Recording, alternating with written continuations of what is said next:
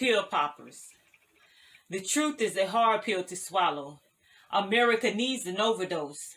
Become truth's junkie. Use sorrow's tears to wash it down. Wolves in sheep's clothing unfolding lies. Truth! Set us free. Digging through the lies, finding you beneath the filth of hate and deceit. Truth! Bring us to our knees. Bent over in repentance, repeating the past, retreating. Don't ask, don't tell me no lies. Pop these pills of the truth is a hard pill to swallow. Coughing up these lies, choking my cognitive, distancing me from things unseen, confusing the very fibers of my being, my membranes, remembering, distorting my brain cells, brain dead to lies, brainwashed in truth, baptized in a new baptism. Is all forgiven? Repentance, recompense, making lies make sense, nonsense. Take this pill, pillow soften the blows of confusion, pillow talking life and death, eating the fruit of the seed you sown, reaping harvest unknown. Hello, everyone, and good evening. And thank you for joining Change the Channel. And I'm here tonight with my special guest, Tiffany Conyers. I am Lisa L. Yeomans. I am the founder of Change Gonna Come. We are a voice in the fight for justice, a hand in building community, and a key to unlocking freedom. And again, this is Change the Channel. And tonight I'm going to sit down with my special guest, Tiffany Conyers. So if you would like to go ahead and share this broadcast out, tag your friends. If you're watching the replay, I do want to thank you for watching the replay. If you're listening by way of podcast, thank you for listening in. Continue to share, continue to tag to get someone in on this conversation. And I'm going to go ahead and introduce my special guest on tonight, and we are going to get started and get into what we came here to get into on tonight. So Tiffany Conyers is a licensed clinical social work consultant. When she's not helping her consultees achieve their goals, she pours into women pursuing motherhood through her online platform called Holy Mamas LLC as a therapist to the moms. She has a passion for working with women in areas of maternal mental health, parent-child attachment building, and developing a meaningful relationship with their Heavenly Father. She is a volunteer support coordinator for South Carolina, serving the Midlands for Postpartum Support International. Licensed in the state of Georgia and South Carolina, Tiffany has several years of experience providing psychotherapy using family systems, solution focus, and cognitive behavior theories. Tiffany has used her vast experience working with both English and Spanish-speaking families through psychoeducation, therapy, and case management. Tiffany also uses her vast experience building up and coming helping professionals in the Department of Social Work and Human Service at Kennesaw State University as an adjunct faculty member. So Tiffany, thank you for joining me on tonight, and welcome to Change the Channel.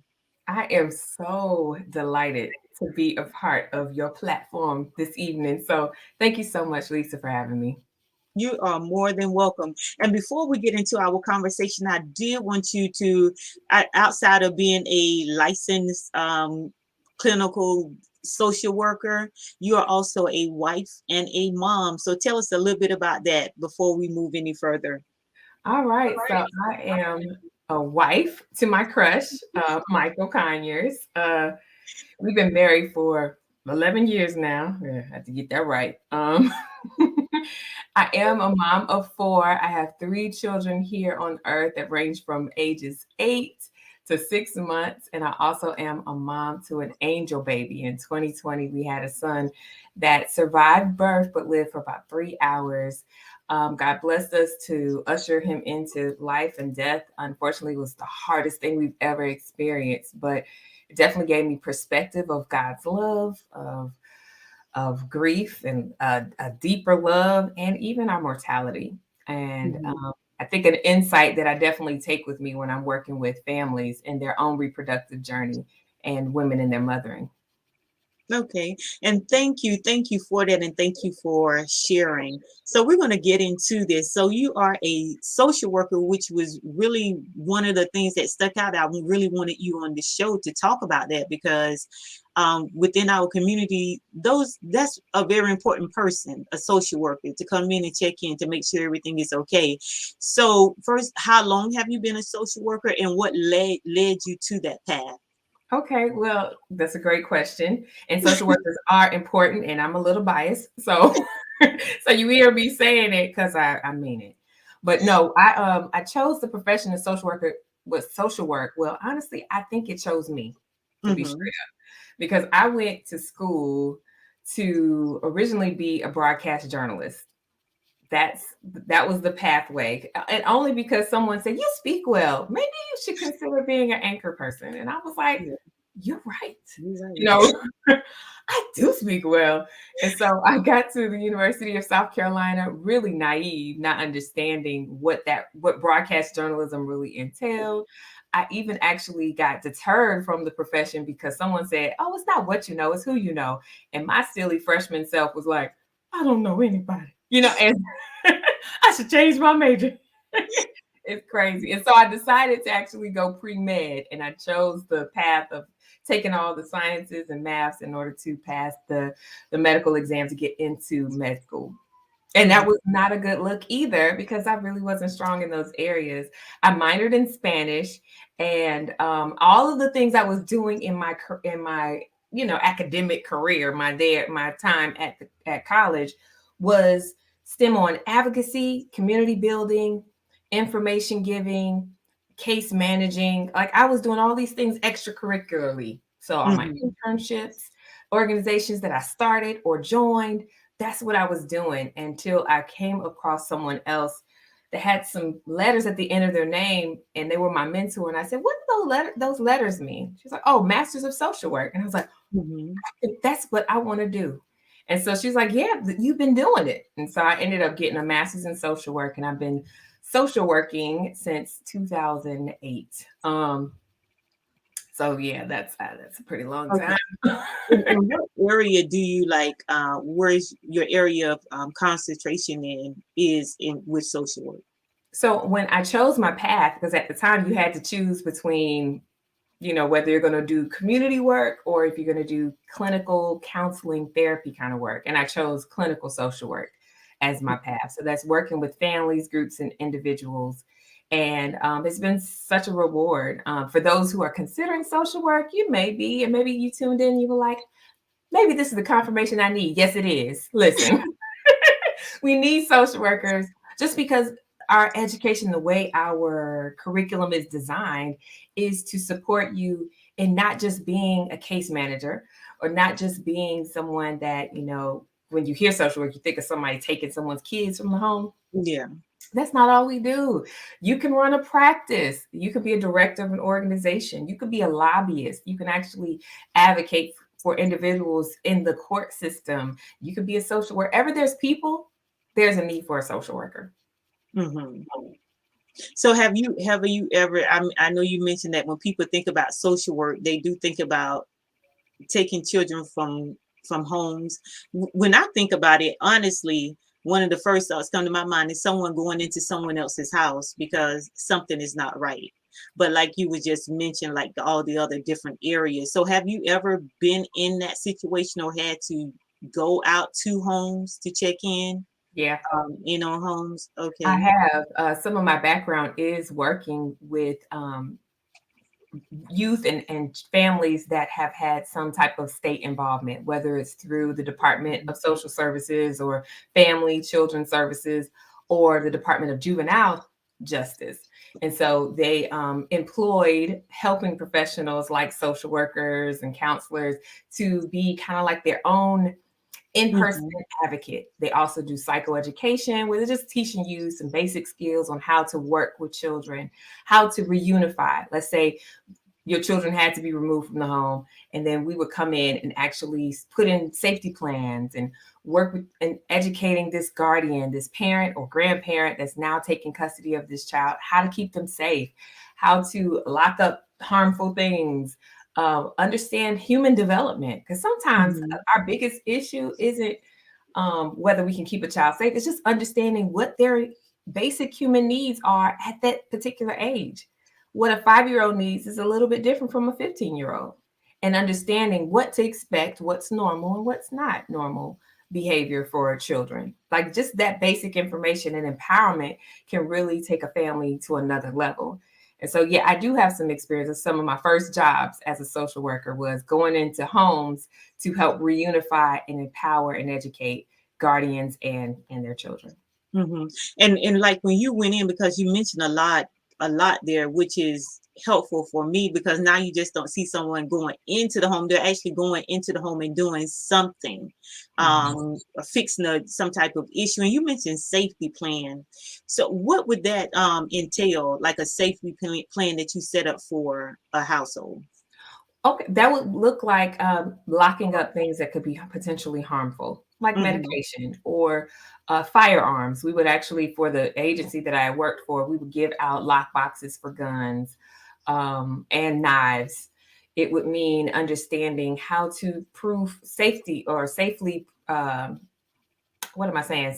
Child proof your home. Mm-hmm. Understanding why we need outlet covers and why we want to put some cabinet locks on certain things, and understanding even a child's mental health diagnosis, because maybe a child has been diagnosed with something mental health wise or behaviorally, and you as a parent, guardian, or caretaker may need the education and the support to understand, how do I parent them safely based on their now emotional and behavioral needs too. So safety planning included some of the practical stuff, but a lot of it also included mental health related, emotional health support, and how to cope when there's stress. Okay. And when you go, are you I guess it would vary from home to home depending on the people that are there. But how are you received? Like when social workers go into homes, how are they received? Or do people see it like I saw it? Like is someone coming in to take the children away? Right. So we got to keep it real. There are, case managers, social workers, and interventionists that do have to come home because it really isn't safe for a child to be, Mhm. and they have to intervene and develop a safety plan that may include removing the child from the home or the person who's most harmful from the home. So that is important, an important aspect that I want to keep in mind. When I was doing this work, I worked for youth villages. This was back in Georgia, one of my, like I said, my first clinical social work jobs and intervention jobs. We Those were things that we did, and because me being a woman of color actually made it easier to get Mhm. in some homes, depending on the family dynamics and their trust level.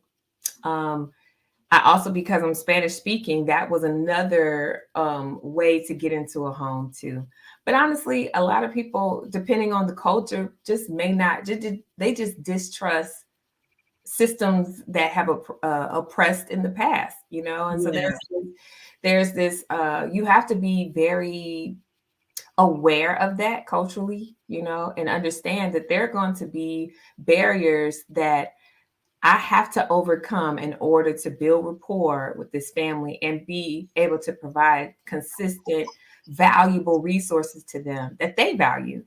And a lot of that is because they trusted me. I am, like you mentioned in my intro, I am a faculty member where I teach up and coming social workers and Mhm. human service specialists. And that's part of what we talk about is you can only go as far as a client trusts you. That's Wow. until you are able to build trust and rapport and really attend to their particular their priority needs, then you may not even get through the door. Like you Mm. have to be humble, and understand I don't know everything going into this house. They can teach me some things, and there's aspects of culture that I have to be aware of that is going to make me an effective helper or ineffective helper. But I have to Okay. choose. Yeah. So now, and that's good information to know too. And you mentioned the system, like people don't trust the system. Now, I've been in situation not so much as dealing with social workers, but case managers, like going through the a cycle of homelessness, and Mhm. you deal and you're connected to the system in that way. And sometimes the system sees you as a number and there's a name on the folder, and they actually treat you like that. So how are some of the ways, like the people that you're teaching, the students that you're teaching, so that they can become more humanize the person and they're just not a name on the folder? Because I know how that feels. Yeah, I think that's a great question, just because it's one of the things that I think is the difference maker. It's empathy.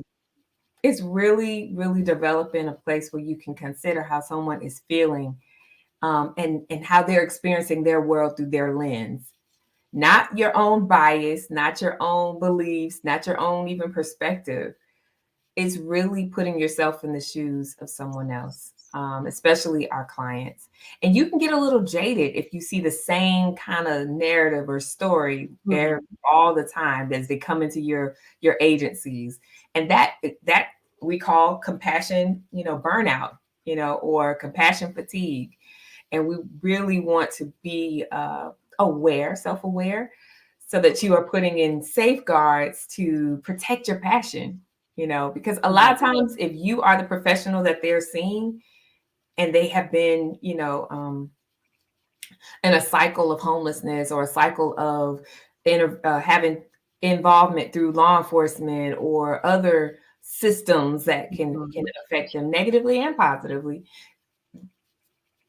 they may have a different kind of perspective when they encounter you if you aren't there to deliver hope, if you aren't there to lend them whatever strengths they may not have right now. Right. Yeah, and that is so true, because I know I had got to the point where it was like, like a whatever type thing, because you know how you're treated, because some people are really there just for the job, just for the job, just for the paycheck. I'm here for the 8 hours and then I'm out. And it's not really to make a difference. So that's it good. It's not good to hear that you're there to make a difference, and you're also teaching others to be effective in making a difference. And speaking of that, like when you were going into the houses as a social worker, um what kind of changes did you see? Like, did you see always, well, I know you didn't always see the outcome you wanted, but were there times when you actually did see the outcome that you went in to make? Yes, and that's always, it feeds your soul when you do see those moments and you get those kind of wins. I would see that on several occasions. There were definitely moments where I didn't see the outcome, what we called a successful reunification or successful case. That those are always heart-wrenching, because you pour so much. There's a part of you that wants it so bad for your client, but if they don't own it, they may not be ready for it at that time, and we can't force them. So yeah, I got stories to tell you about all the wins and some of what I would consider, losses in those moments. But again, they may not have been ready for the progress that we were hoping for them. And a lot of times we were planting seeds that were watered later. You know what I'm saying? Like, and that's just my positive, rosy, lens kind of approach to it, that, my giving, my showing up, my being there wasn't in vain. But yeah, I don't know where to start with all the stories. So tell me if you're looking for something in particular. No, I just wanted to know, where did you actually get that outcome? Yes.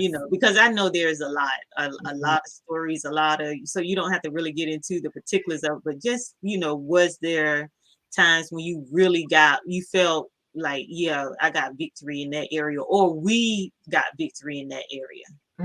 Yeah. So one in particular that stands out was a mom, because mommy's on my jam. But at the time that I was not even into perinatal mental health at the time. It was just so happened that I was assigned to a family whose child was removed from the home because mom had an episode of schizophrenia. She had been diagnosed with schizophrenia prior to pregnancy, was being monitored but managed by an OB/GYN, which is obstetrician gynecologist, that had her medication stopped while pregnant. And in some cases that is necessary. A lot of cases that's not anymore. They find they can have other medication while you're pregnant, but she was hallucinating and she had delusions that caused her child and children to not be in the best position, safety wise. And so me getting involved with the family was really to work with them on building her skills as a parent, understanding compliance to medication, and the reward of being medication compliant, and then seeing the court system successfully return their child back into their custody and eliminate all involvement with the state was one of those success stories that I know. But just knowing that, oh my gosh, here is a postpartum mom who's trying to manage her mental health, her emotional health, her role as a parent, on top of everything else. And now I got to deal with state involvement. Like I got to deal with being, having the system or the state in my business. It was a lot, but seeing them do the work and see the outcome be positive was a reward. That's awesome. And you mentioned postpartum, and that's one of the things I want to speak with you about, because you that's one of your areas. Is that correct? Postpartum. Yeah. So when it comes to our community, is there a lot of that diagnosed, or could it be that sometimes women have it and they don't realize they have it? Yes. And yes to all of what you just said. So when we talk about the numbers as it relates to Black and brown individuals and birthing people, we have to be very mindful of the fact that, first off, depression is the number one complication that individuals face, regardless of their ethnicity and nationality or however they identify. Depression is the number one obstetric complication. So if we're dealing with a depressed birthing person, mom, prior to pregnancy, during pregnancy, and even after pregnancy, it can affect so much as it relates to how she's going to rear her children, how attached and how connected and attuned she is to her child, and even the pregnancy. She's at higher risk of suicidality. That doesn't mean that a mom is going to commit suicide because she has a postpartum depression or perinatal depression. It just means that the risk is higher. Depression looks different. So the way it shows up for maybe families and people of color, you may not see it as down and out, withdrawal from, things that cause pleasure or their normal day-to-day activities. It may not be crying and weeping uncontrollably. It may not be all that. It may be irritability. It may be just a short fuse and agitation. And that, like, when you think of it as like, that's depression. Yeah, that is a symptom of depression. And like I said, it may not show up the way we think. And in a lot of communities, a lot of people may not acknowledge that depression. Postpartum depression is really one of many mood and anxiety disorders that can affect someone in their perinatal period. All of this can wreak havoc on a person, and they're least likely to get the help that they need if they don't know what help is available, or if they're just kind of going through the motion and don't even acknowledge that they're experiencing a mood disorder or depression or anxiety. So yeah, this is my thing. I could talk all night. All night about it. Some women can have it and actually not know it. And not know it and label it as depression. They just say like, yeah, I just don't feel connected to my kid like that. Or I'm just I just find myself withdrawing from things that wasn't, normally made me happy. I ain't feeling it. Yeah. I don't want to be bothered. And even in that, like when you mentioned someone not feeling connected with their child, do you have women, because they feel that way, it's like an embarrassment to them because, you're supposed to feel this is natural, what's supposed to happen. And even in that, they're not speaking out because maybe fear of judgment and those type of things? Yes, all of what you just said. One of the things that really is a challenge is shame and guilt.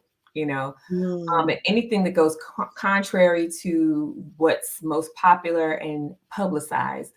Like there's this myth that all pregnancies are wanted. There's myths that all pregnancies are planned. There's myth that all a birthing person wanted to do was have a baby. Like once you get the baby, like so much about their life and their role has changed. That can cause a lot of sadness and grief, related to that. But if I actually acknowledge that I am struggling, I don't really like my baby. I don't like having to take care of someone else. I don't like feeling like they are depending on me and feeling so responsible. Saying that out loud can cause a lot of shame because you may not come across someone who can understand and commonize, not normalize, but say, that's pretty common. A lot of new parents and new moms feel that way about their kids. They just may not say it. They may not feel, that they have a safe place to put that emotion. And then they feel guilty that they feel that way because it's like, but I tried so long to have this baby, or I've actually paid fertility treatment to have this baby. And to now feel this way, I prayed to the God for this baby. And now so they may not have that safe place to actually process that emotion and what they're experiencing. So they may not talk about it. Oh, I don't mean to cut you off, but you are a volunteer support coordinator for South Carolina, serving the Midlands for Postpartum Support International. So tell us a little bit more about that. Okay, well, so I kind of was introduced to Postpartum Support International on my journey as a clinical social worker. So I actually got into this field as a breastfeeding educator. I had my first son, and I had breastfeeding complications. I really didn't know what I didn't know. So when it was time to breastfeed him, I was like, I'm supposed to know how to do this because it's natural. I had no clue what I was doing. That's another myth that, of course, you're going to know what to do and your baby's going to know what to do, and it's all going to beautifully come together. Sometimes you may need some help and some intervention. And so I honestly got into breastfeeding education when I went to a lactation consultant, and she did not look like me. And it was almost like a lot of microaggressions happening in our conversation with her and our interaction with her. And I was determined to be the help for others that I didn't get. That was what my driving force. So I started a business. I got certified as a breastfeeding educator. Me and my son, we got over our breastfeeding hurdles. And my whole goal was to empower new moms and families to prepare for breastfeeding and lactation in the best way possible. And so that business was called Blessed Bosom. And from there, I would go around and make house calls and do workshops and trainings. Oh, I just was getting all my little, all the satisfaction. Like all of it was just pouring into my heart that I'm supposed to be doing this. And that really what led me to just working in this field. Because what I also noticed was when you didn't get those breastfeeding goals met, how devastating it was to a mom. How resentful she was or is to her baby or the experience. Those who had sexual trauma and now trying to breastfeed, that was a huge barrier and hurdle. And so I noticed that I was like, I'm going to use my clinical social work degree, this license, to now address the mental health that I'm noticing when I try to advocate and support someone in their breastfeeding journey. And that's what kind of led me into this field in particular. And on that journey, that's when I encountered Postpartum Support International at a conference, because I was just trying to build all my trainings. And then I met one of the certification directors for a particular credential called Perinatal Mental Health Certification I have at the end of my name. And with that, I got trained. I got involved in state chapters and doing work there. And then the opportunity came about where South Carolina, we needed more support coordinators in the state. and I could serve the area in which I live. And I was able to volunteer and do that. And what that just basically means is there's so many states and so many coordinators. We are looking for more. If you want to go to postpartum.net, if you want to look into how to be a part of Postpartum Support International. But you would just kind of look for the coordinator in your state. And then if you know someone who's struggling with some type of perinatal mental health issue, we can get them connected to trained therapists. We can get them connected to support groups if they need them. So it really is about being a resource to individuals that may be struggling and get them to understand that they're not to blame and they're not alone, and that with help, they will be well. And I thought when you were speaking about breastfeeding, I had a couple of gentlemen on my show maybe 3 weeks ago. That's what they do. They're a part of an organization. It's called Rose, Reaching Our Sisters Everywhere. Oh, And I found out so much. Have you heard of them? Yes, I have. That's outside of Atlanta. Yeah. They are in Atlanta. Then they have their brothers affiliate organization. Reaching Our Brothers Everywhere. And so just the information, and I learned a lot from listening to them. And also I just learned something else from listening to you. Now we know sexual trauma that affects your relationship when you know in your adulthood, but I never connected it to breastfeeding, that it would affect the mother connecting with her child in that process. So what happens when you come across someone that's been sexually abused and now they're trying to breastfeed their child and they're having an issue? Right. So not everyone who's experienced, unfortunately, the trauma related to sexual abuse and that violation, but some do, and some have had challenges, not just with breastfeeding, but giving birth and their postpartum experience too. But when we encounter someone who's experienced any type of trauma, we really want to connect them to resources that's going to help them process and overcome the symptoms related to that trauma. And again, they may have just been coasting through life, without any symptoms. They've been resilient. They've been able to bounce back. Matter of fact, they may not even recall maybe many challenges that they experienced, but something about giving birth or something about their having their breasts being used in this way as they were naturally attended, that reminds them of when they may have been abused. And that symptomology, the flashbacks, the challenges that they may have faced before that they threw under the rug to start to surface. And that we would just, like I said, connect them to a therapist that they can process that with. Right. Because you do want to get them to someone who's trauma informed or trauma focused, that has the tools to help them not just work through what they're going through, but what they've been through and how to overcome it. So that's what we do, get them connected to the resources necessary. Okay, that's good. That's good. And you said that if someone wanted to be a part of that, they can go to postpartum.net to get more information and become assistants over there. So I think that's really, really awesome. I'm just kind of like learning so much. When you think about things, we're kind of used to seeing things as we grew up and what we were told about certain things and certain people, like this person is here to do this and then this person is here to do that. But this is just bringing a lot of clarity on a whole lot of stuff. And when we were talking about the social work also, have you came across families that was like, okay, I need this help, and have reached out to you as a social worker or reached out to a social worker for the help?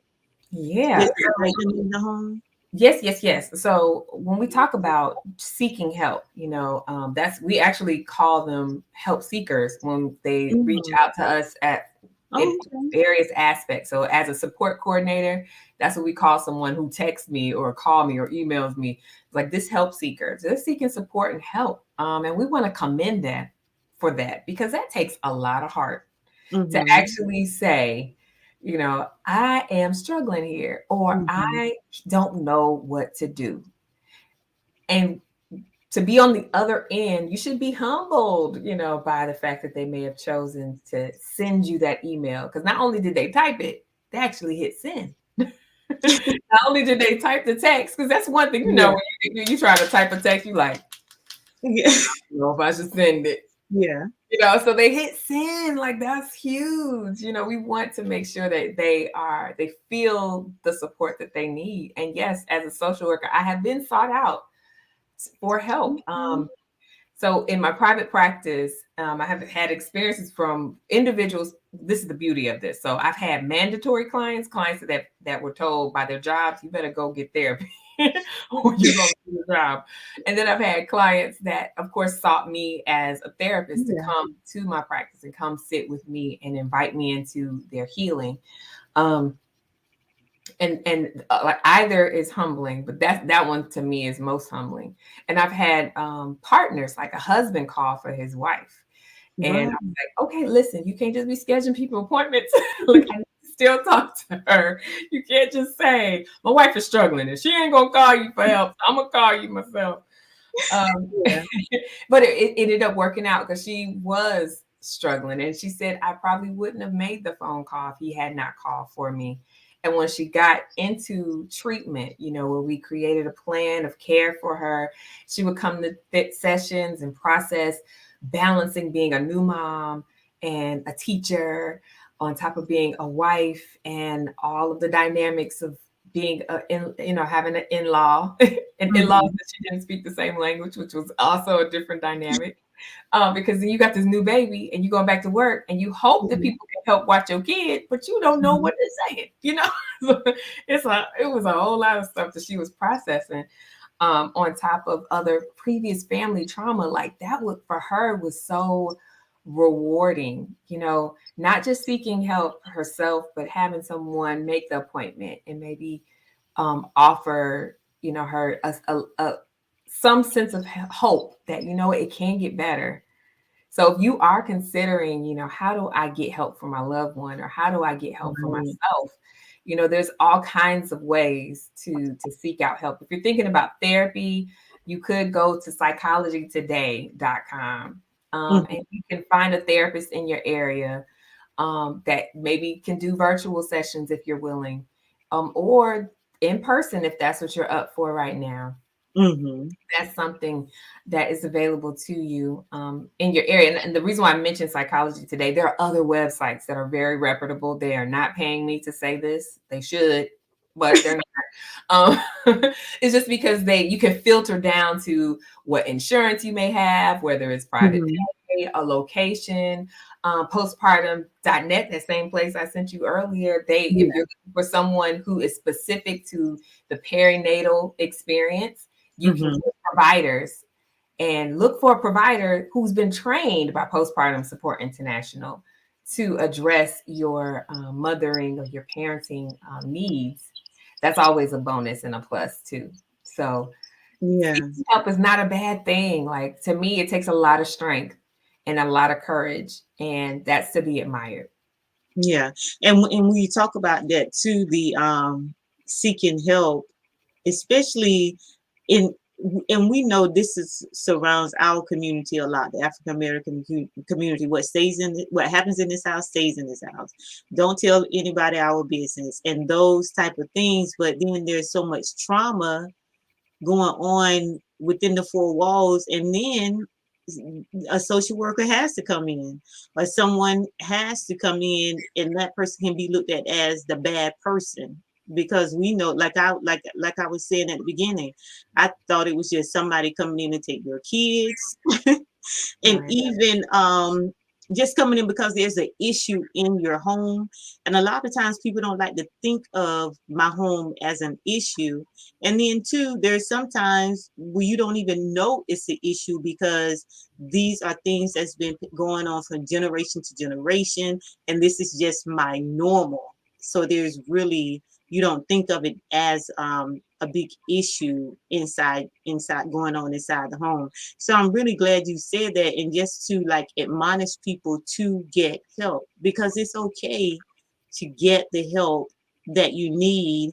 And like you, when we have people like you that are working in the system and within the system, that's coming with compassion and coming with love, then you know that it's not a place of judgment. Because like I said, I know what it's like to be connected to the system. And if you get the wrong person, you can feel like you're a bad person, you're not doing anything with your life, you're just messing up and different things like that. But it really just took one right person to be connected to the one right person that did not see you as that, like I said, that folder or the those numbers on the folder, and I'm just here to do a job. Let's have this meeting so I can go to the next house. Because, and then let's talk about this too, because I know that there could be some type of fatigue for social workers or anybody in the area of therapy and different things like that, when you have so many cases and you are, in a sense, you are going from house to house, but you're pouring out into each house that you go to. So when you were doing that type of work, or like the students that you're teaching now, what are you teaching them about taking care of themselves, their own self-care, so that they can be better for the people that they're serving? Oh wow. So it's actually integrated in our curriculum, Mm-hmm. self-care. And most of all the classes that I've taught, as well as my colleagues, like we build in some form of education surrounding self-care, because we realize, especially in helping professions, whether you're frontline workers, kudos to all those that are on the battlefield, as facing the pandemic and empowering Mm-hmm. others, other therapists and social workers and teachers, like when you are pouring out in a helping profession, you definitely got to get poured back in, and you really can't pour from an empty cup. That's just really what it is. And self-care looks different for different people. Like a lot of people, that you think of self-care, and what are things that come in mind? You probably like getting my nails done, getting a pedicure, like these are things. Hey, I ain't knocking it. Get your nails done, get your pedicure. But there are other things that can be therapeutic or pour back into you. And this is really an opportunity for you to get to know yourself that way, like things that bring me joy, things that feed my soul, that makes me feel light, and not so heavy, because I've been creating a space where I hold heavy things for other people for so long, especially Mm-hmm. therapists. Like we're holding these heavy moments for our clients in therapy and treatment, and we're equipped. But if you aren't getting your need met, your joy poured into Right. you, Mm-hmm. then your arms are gonna get sore. Yeah. And you're gonna get sluggish, and you'll be dragging in there, and you're gonna lose your passion and your compassion for people. Yeah. So it's integrated, and it's I actually put an assignment in my courses where I asked them, what is your self-care plan, especially right before midterms, because then I can say, all right, Mm-hmm. your midterm, you're about to hit another big assignment. Let's look back at your self-care plan, and what are two things that you can do this weekend to Mm-hmm. pour into you. In my own self-care plan, it's being creative. I Mm-hmm. get a lot of just nervous energy out when I'm able to create something, and also hearing my kids laugh. I know that's dependent on someone else, but it's something very joy feeling, Mm-hmm. when I hear my children laugh. It's the funniest thing. Like just Yeah. their innocence and their laughter. Being outside, when you think about, just being outside amongst the stars, or looking at the sky. Like looking at the sky is self-care for me. Yeah. Because it really puts things in perspective, like little old me in this Yeah. little moment, in this vast, celestial creation that God made, like it's very perspective and grounding, and it helps pour into me. Those are some things, you can jot those down, y'all. Yeah. Oh, Yeah. blowing Write bubbles those too. down. Blow some bubbles. Yeah, it is. Yeah. I mean, yeah, and I know it seems like kind of like a simple or a childish thing, but sometimes you have to go back there and to get out of being in a place of such seriousness. Hmm. and everything that's going on so you don't get overwhelmed. So yeah, I like that.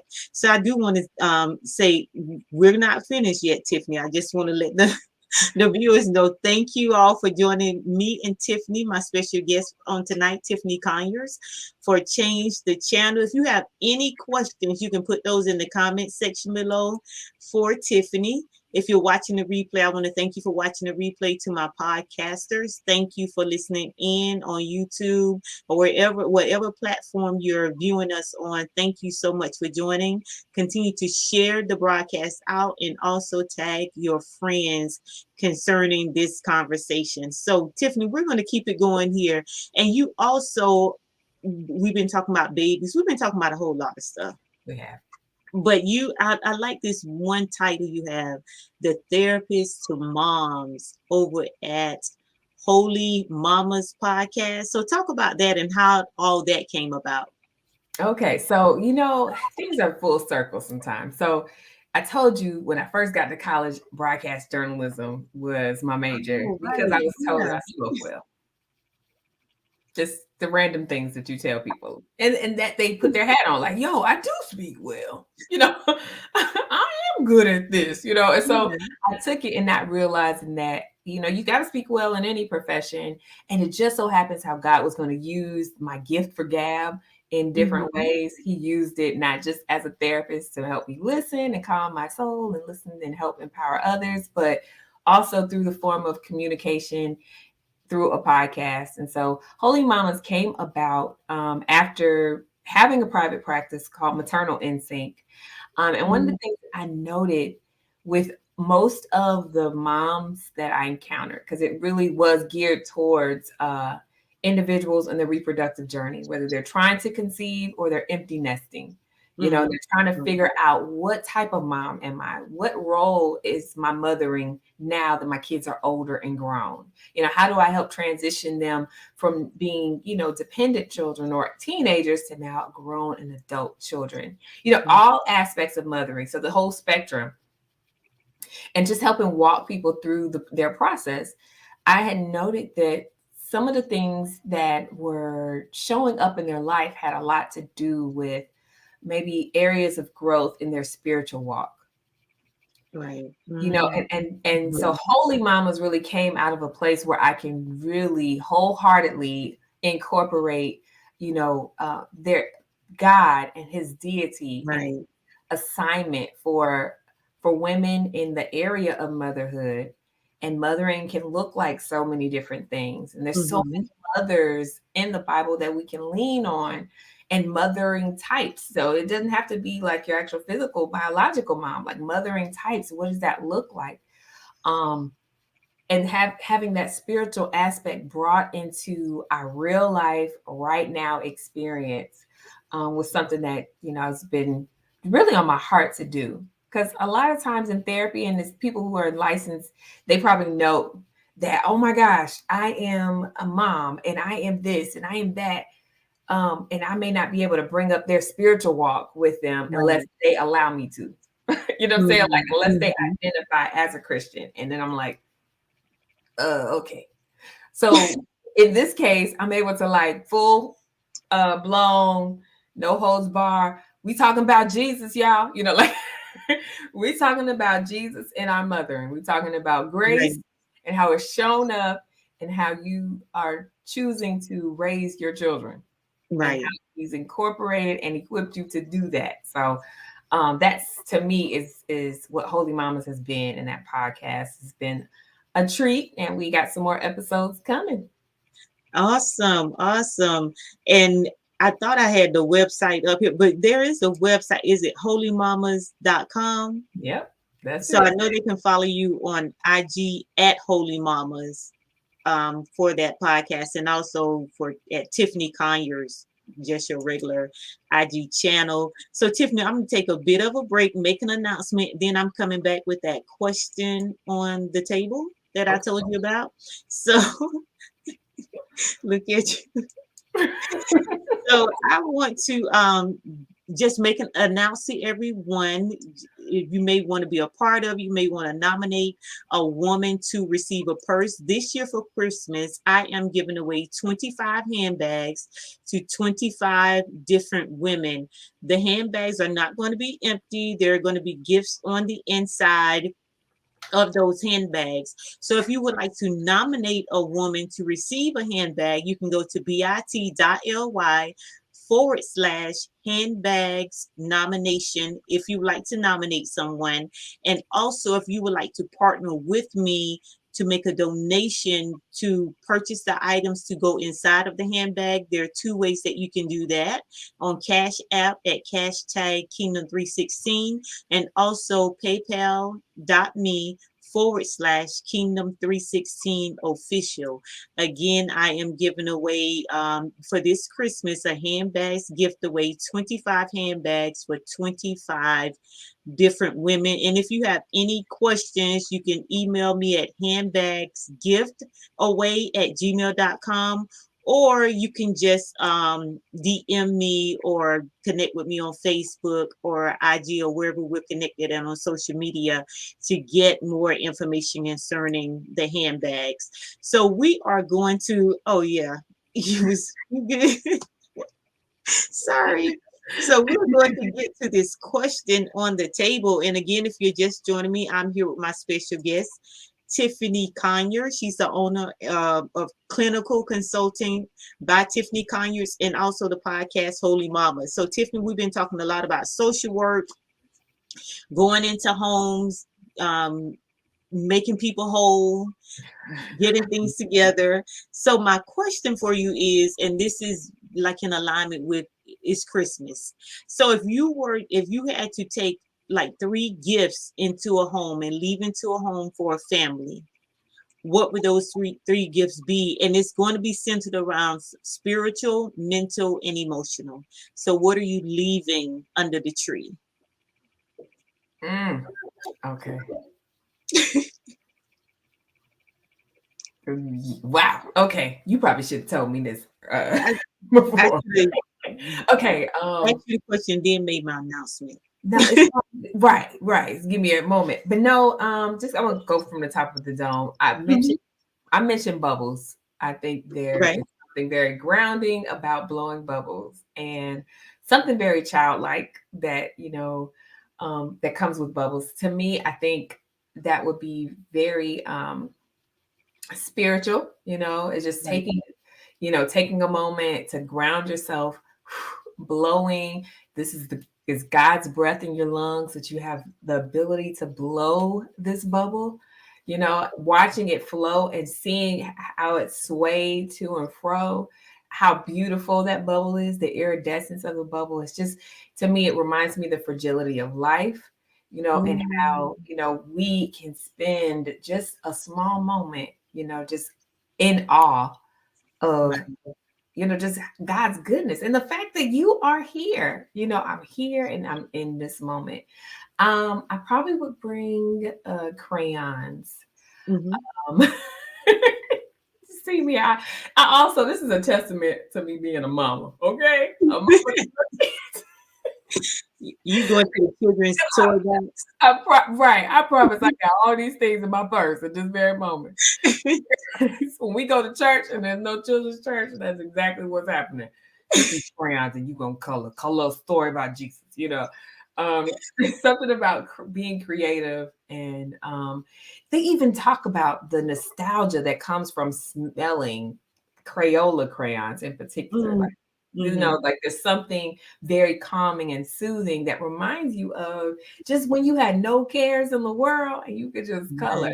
And I think there's something beautiful also about, coming together as families and sitting and coloring.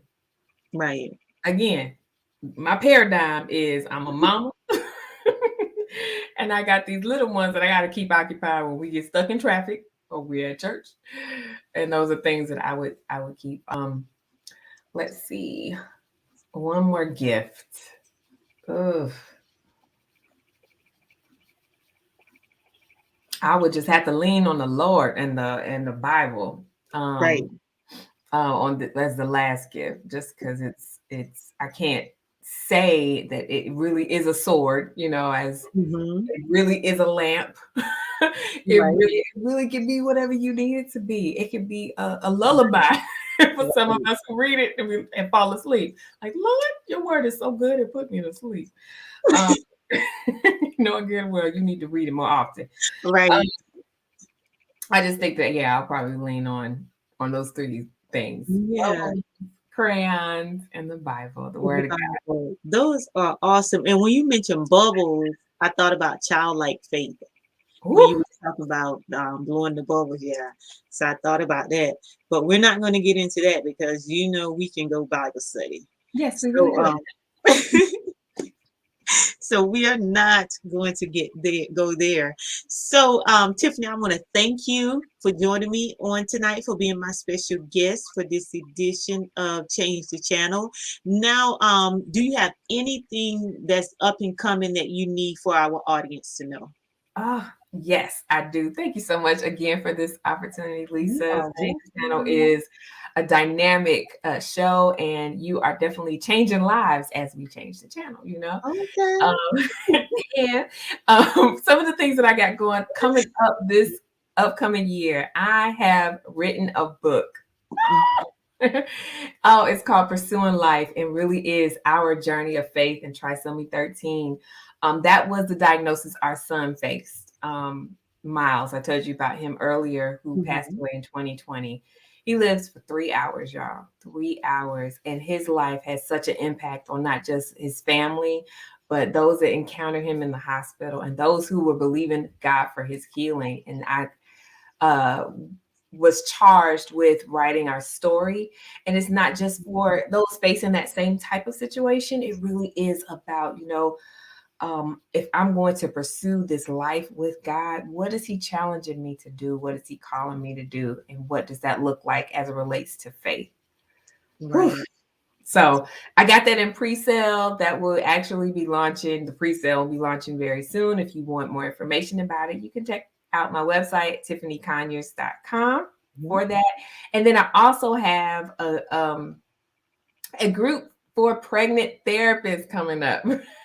It's just a support group that we can kind of come together and just have a safe place to process what you may be going through in your own pregnant journey as a therapist, when you are probably seeing clients and can't let your pregnancy and all your pregnancy worries, troubles, Um, get involved with how you're treating them. Like, honestly, that's a whole nother show too. We don't want to talk about it, but that's coming up, and you can connect with tiffanyconyers.com.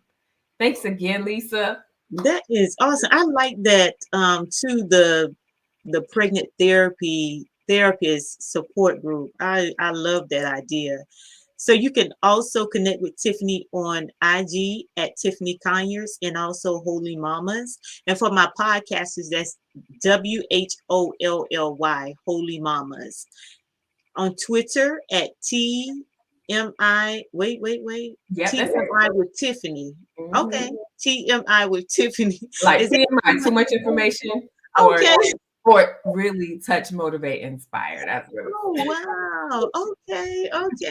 So, yes, you can connect with her there. So, Tiffany, I want to thank you again for being my special guest on tonight. You have given us so much information, opened my eyes to a lot of things, especially with the social work, and I hope that others are inspired to actually go into it now that they understand more about it.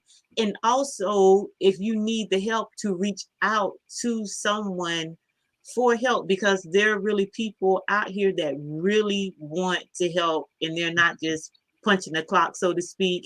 They're really wanting to help and to make an impact and help you get the victories that you need in your life. So again, Tiffany, I want to thank you. And I want you to hang around a little once we close out this live. But I want to thank all of my viewers for watching on tonight, my podcasters for listening, and my replayers for replaying. Continue to share, continue to tag, continue to get the word out concerning Change the Channel. You can join me here next Thursday for another episode of Change the Channel at 7 o'clock p.m. Eastern Standard Time. Until the next time, everyone, goodbye and God bless.